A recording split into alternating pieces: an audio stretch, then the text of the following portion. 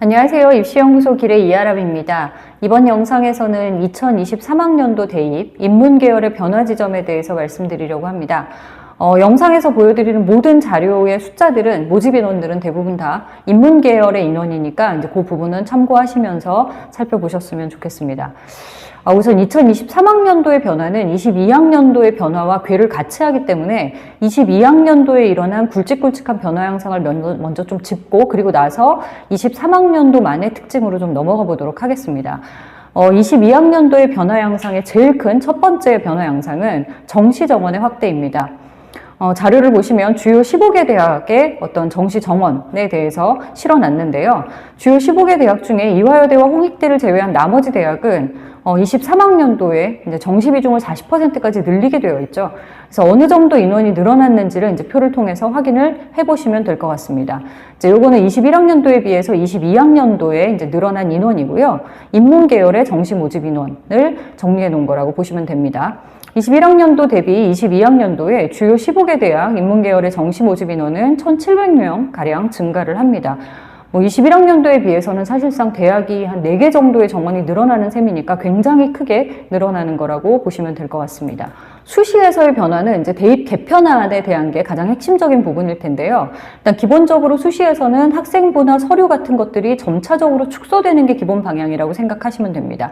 그리고 특히나 이제 학생부에서도 기재 항목들이나 분량이나 이런 것들이 이제 축소가 되기 시작하고 자기소개서도 글자 수가 이제 축소되거나 폐지되는 대학들이 늘어나는데 아래 표를 보시면 이제 자기소개서가 폐지되는 대학들을 이제 쭉 적어놨으니까 참조하시면 될 것 같고요. 자기소개서는 24학년도에 완전히 폐지가 됩니다. 그리고 21학년도부터 시작됐었던 이제 서류에서의 블라인드 평가도 22학년도, 23학년도에 이어서 계속 유지된다고 생각하시면 될 것 같습니다. 두 번째로 굉장히 큰 변화는 이제 문이과 통합 그리고 수능 선택과목 제도인데요. 22학년도부터 수능에서 선택과목 제도가 운영이 된다는 얘기는 이제 다들 들어보셨죠. 이제 국어는 화작이랑 언매 중에 하나를 선택하게 되어 있고 수학은 미적, 기하, 확통 중에 하나를 선택을 하게 되어 있고 사과탐 구분 없이 응시할 수 있도록 제도가 개편이 되었습니다. 다만 이제 자연계열 모집 단위에서 수학은 미적이나 기하 중에 선택을 해야 되고 과탐을 선택한 사람들만 지원할 수 있도록 그렇게 닫아놓은 데들이 많기 때문에 사실상 통합수능이라는 제도가 약간은 좀 유명무실해진 부분들이 또 있습니다.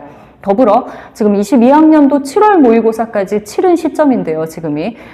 지금 현재까지 나오는 이야기들을 보면 특히나 선택과목상의 유불리 문제가 특히나 수학에서 크게 대두되고 있는 그런 문제점도 지금 나타나고 있습니다. 그래서 이제 자료를 보시면 이건 이제 서울 중등진학지도연구회에서 제시한 표인데요. 이제 여기에서 이제 표본들을 가지고 분석을 해보니까 6월 모의평가 결과로 이제 상위 등급 내의 학통 선택자의 비율이 현저히 적을 것으로 이제 예상이 된다는 그런 분석 결과들을 좀 내놓고 있습니다. 그래서 이제 인문계열 학생들이 정시나 수시, 수능 최저 등급에서 분리할 수 있다는 예상들이 이제 계속 나오는 만큼 23학년도 입시를 준비하는 학생들은 이제 올해 22학년도의 결과를 좀 정확하게 주시를 하면서 대비 지점들을 좀 마련할 필요가 있겠습니다. 현실적으로 인문계열 학생들이 수학에서 미적이나 기하를 선택하는 거는 거의 좀 이렇게 약간은 어려운 이런 선택들이기 때문에 이제 그런 만큼 국어 과목에서는 좀 신중하게 과목을 선택하는 것들도 좀 필요할 것이고 그리고 늘어난 수학 공부량에 대비해서 좀 일찌감치 수능에 대한 대비를 시작을 하는 것도 좀 필요하다고 생각을 하셨으면 좋겠습니다. 자, 다음으로는 23학년도에 일어나는 입시의 변화 지점들을 좀 살펴보도록 하겠습니다. 앞서 말씀드린 것처럼 일단 기본적으로 23학년도는 정시 모집 40%를 채우게 되어 있는 만큼 23학년도에도 22학년도에 비해서 정시 모집 인원이 증가를 하게 됩니다. 이제 특히나 이제 500명 정도가 이제 주요 15개 대학에서는 증가를 하게 되는데 중앙대, 숙명여대, 서울대 순으로 정시 인원이 22학년도에 비해서 좀 큰 폭으로 증가한다는 것을 볼 수 있을 겁니다. 그렇게 되니까 이제 수시 정시 선발 인원을 이제 이 표에서 좀 보시게 될 텐데요. 이제 상대적으로 정시 인원이 증가해도 기본적으로 수시에서 더 많은 인원을 모집하는 것은 유지가 됩니다. 정시는 40%고 수시 선발이 60%니까요. 이제 표의 수시 모집 인원은 교과, 학종 일반, 논술, 특기자 전형을 합친 인원이라고 생각을 하시면 됩니다. 인문계열 인원이고요.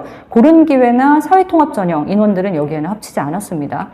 고2 학생들은 이제 이 표들을 보시면서 지금 현재 1학기를 마친 시점에서 정시와 수시 중에 본인한테 좀 더 유리한 전형을 선택해서 준비를 하되 정시에서든 수시에서든 어쨌든 수능 최저를 맞추기 위해서는 수능 대비는 좀 필요하겠구나 라는 생각을 좀 하시고 방학을 이용해서 수능을 좀 차근차근 준비를 해 나가는 게 필요하겠구나 라는 생각을 좀 하셨으면 좋겠습니다.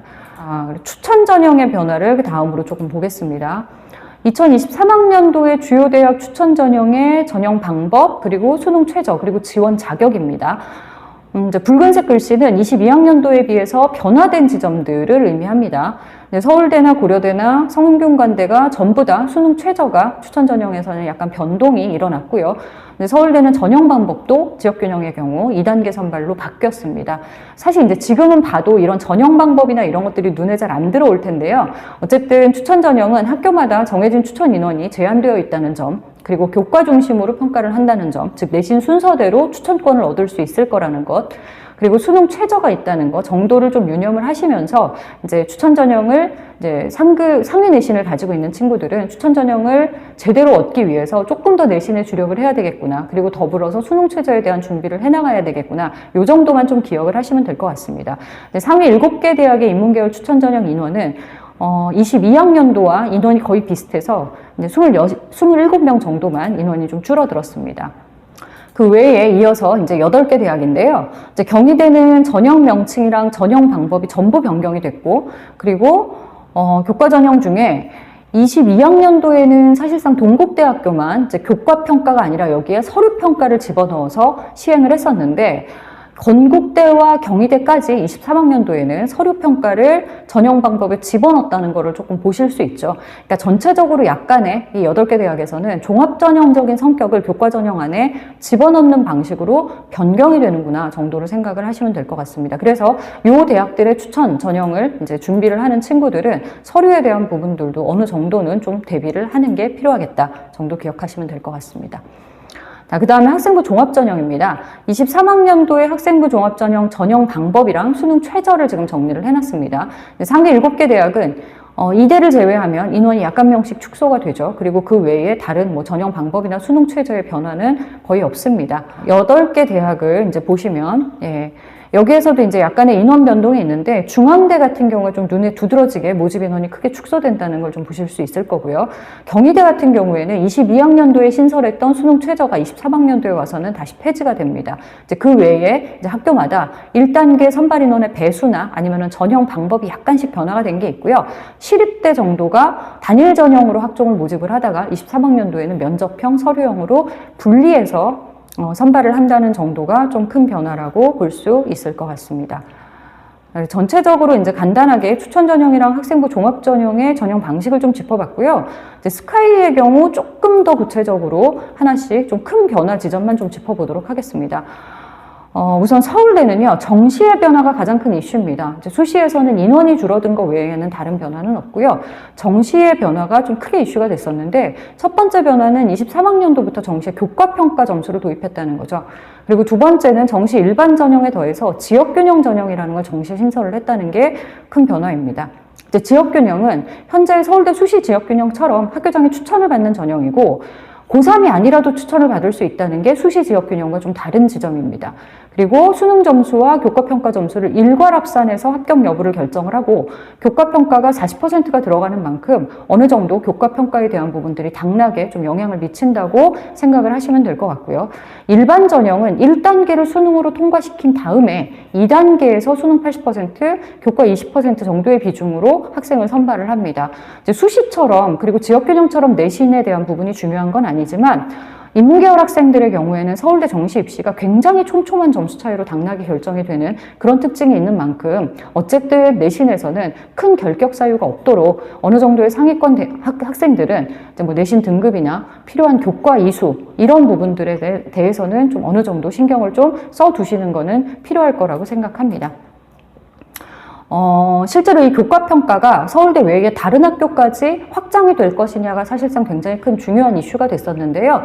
이제 현재까지는 23학년도에는 서울대를 제외하고는 정시에서 교과평가를 반영하는 대학은 없습니다. 그래서 서울대를 준비하는 친구들만 좀 유념을 해두시면 되는 지점일 거라고 생각을 합니다. 이제 나머지는 다 그냥 수능이라고 생각하시면 돼요.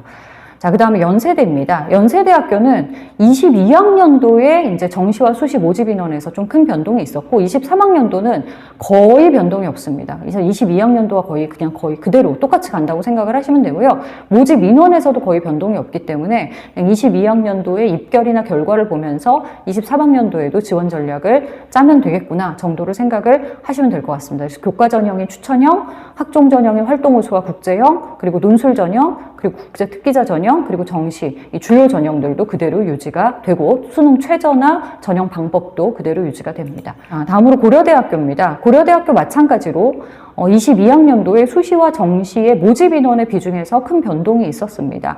그리고 23학년도에는 연세대만큼 변동이 없는 건 아니지만 거의 큰 변동 없이 약간의 모집 인원들만 조정이 되는 부분들이 이제 좀 중요한 요소가 되어 있고요. 특히나 가장 큰 변화는 23학년도에 나타나는 고려대학교 가장 큰 변화는 교과 전형인 학교 추천 전형에서 수능 최저가 완화되는 이게 가장 큰 변화입니다. 이제 인문계열 수시 모집 중에 가장 강력한 수능 최저 기준을 보유하고 있는 게 고려대이다 보니까 사실상 이제 학교 추천 전형의 내신 그러니까 최저 완화는 이제 내신 최상위권 학생들한테는 약간은 반가운 소식이 될 거고요. 다소 낮은 내신, 물론 최상위권 내신이지만 다소 낮은 내신에도 수능과의 균형을 맞춰서 이제 학교 추천으로 고려대를 지원하려고 했었던 학생들한테는 약간의 아쉬운 소식이 될 수 있다고 생각을 하시면 될 것 같습니다. 자, 그래서 다만 이제 학생부 종합 전형인 학업우 수형의 수능 최저는 4개 영역 등급 합 7, 그리고 탐구를 선택했을 때 2과목이 그대로 유지가 되는 만큼 이제 고려대학교 학생부 종합 전형을 노리는 학생들은 수능에 철저한 대비가 여전히 필요하다고 생각하시면 될 것 같습니다. 이제 특기자 전형의 성격을 많이 갖고 있어서 특목 학생들이 많이 지원하는 계열 적합형은 여전히 23학년도에도 수능 최저는 없습니다. 자, 여기까지 이제 2023학년도에 정시와 수시의 주요 변화들을 좀 살펴봤고요. 아직 준비할 시간이 많이 남은 만큼 본인에게 맞는 전형들을 좀 신중하게 선택을 하고, 그리고 1년 반 남짓에 좀 남아있는 시간들을 좀 이제 내신이나 수능에 좀 알차게 투자를 하면서 좋은 결과를 얻어낼 수 있기를 바랍니다. 감사합니다.